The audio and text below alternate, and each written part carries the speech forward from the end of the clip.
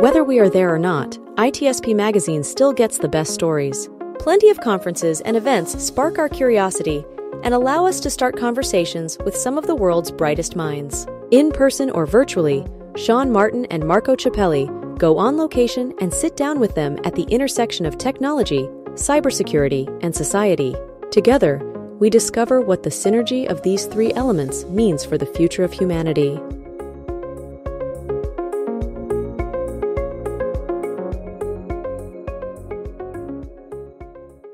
And here we are, ready for another 7 minutes on ITSP Magazine with a new short brand story. And I'm thrilled to have Michael and Ryan on from Schellman. And Schellman's all about streamlining IT audits and attestations for some of the world's largest companies. Thanks for joining me, Michael and Ryan. Thanks, Sean. Thank you. So, Michael, you and I have had a gazillion chats. Too many. About risk and all kinds of fun stuff. So I'm going to start with Ryan. Maybe, Ryan, can you give me an overview of how and when Schellman was founded, what its purpose is? Sure. So Schellman was founded over 20 years ago. Originally, we were actually called SAS 70 Solutions. SAS 70 was a single standard that existed, very niche, actually is what's now called a SOC 2. And as we started continuing to grow, our clients said, hey, do you do this? And we said, no, we don't do that. We just do this. But eventually we said, you know what? Our clients really like working with us. We should probably look into it. And so as we grew, we started adding more things that just helped to support our clients in whatever needs they had in the compliance space. And speaking of working with clients, what's it like having an engagement with Schellman? Kind of the workflow or the process, Michael? Oh, okay. Ryan, I'll let you start, okay. And then I'll... Sure. So I think planning is key with any of our engagements, especially on clients that are doing multiple audits, right? Road mapping is so important to figure out how do we fit all of this into 1 year without, making everybody feel the audit fatigue that everyone talks about, right? So starting with the planning of road mapping it out and then starting early, making sure that everyone feels comfortable about what all the steps are, what the dates are, having meetings early. Working with us is the ability to not feel like you are having an auditor just be dumped in to do the audit and then extracted back out. We're with you the whole way. We're holding your hand. We're making sure you understand the process and that you feel comfortable. Yeah, I would add on to that, Sean. What we're focused on is compliance is the outcome, security is the mission. Right? So everything that we do to help organizations consolidate their assessments, their audits, their attestations is really focused on improving their cybersecurity programs, but ultimately getting them the compliance needs that they have from a business perspective. What are some signs of fatigue?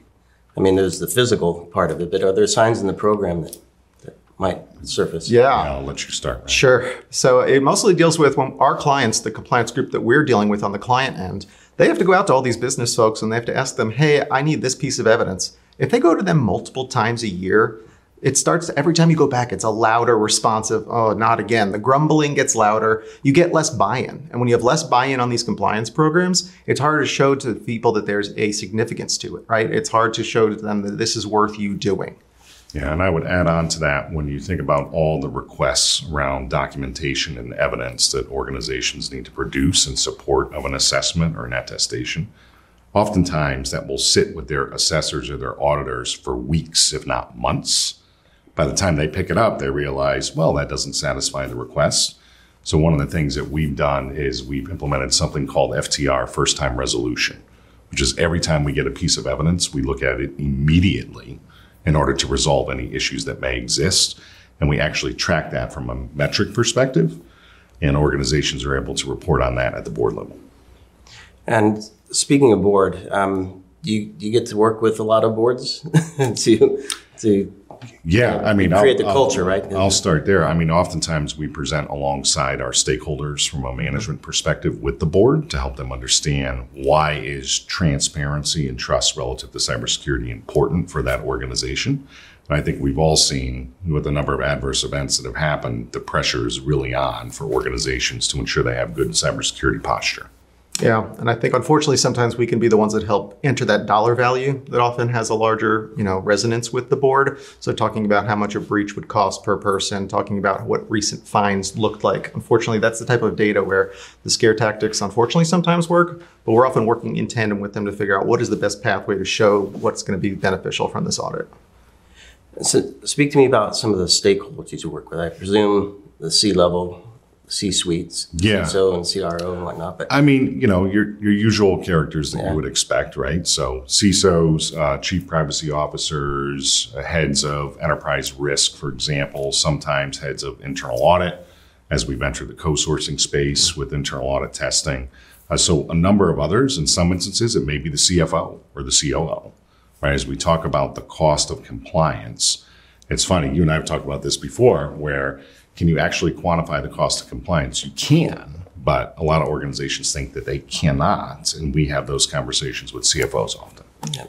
I think that's a really important point you were making, actually, because one of the things I try to tell clients that work with us is one of the costs I can't quantify in a contract for you or giving you pricing is the amount of internal time that you save by compiling your audits in the right way internally, right? Like me coming and asking one time for something saves how much time internally for you? Asking those set of questions one time in a walkthrough, and that covers 4 audits. How much time did that save your internal resources, right? Like that is something I can't put down because it's saving you. It's not saving us, right? We still need to do all the same testing we've done.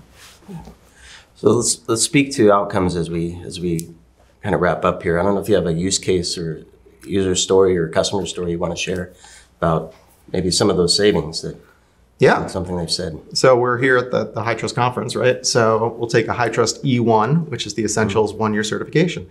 I went through and looked at the SOC 2 and the ISO 27001. And I said, hey, from an evidence standpoint, what could we re-leverage for the SOC 2 that we're already going to have for the E1?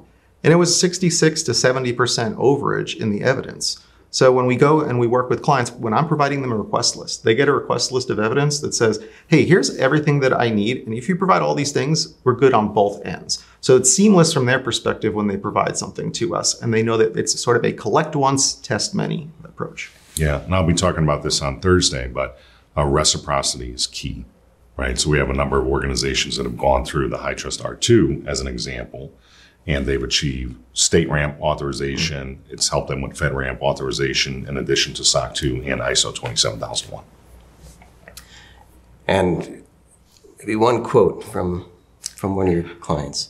I know you have a gazillion of them. You're a great guy to work with. Is it something somebody told you that you remember? I was really scared that I was making the wrong decision going with you guys, and I can't imagine not having gone with you. I didn't know who Schellman was until I met you. There you go. There you go. That's fantastic. And that's 7 minutes here on ITSP Magazine. Thank you, Michael. Thank you. Thank you.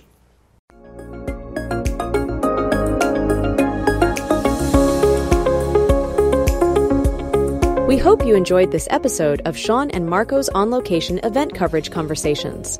Please take a moment to give the show a good rating and leave a comment. Remember to share this podcast with your friends, family, and colleagues. Come back for more conversations and follow Sean Martin and Marco Ciappelli as they continue their journey toward redefining cybersecurity and society.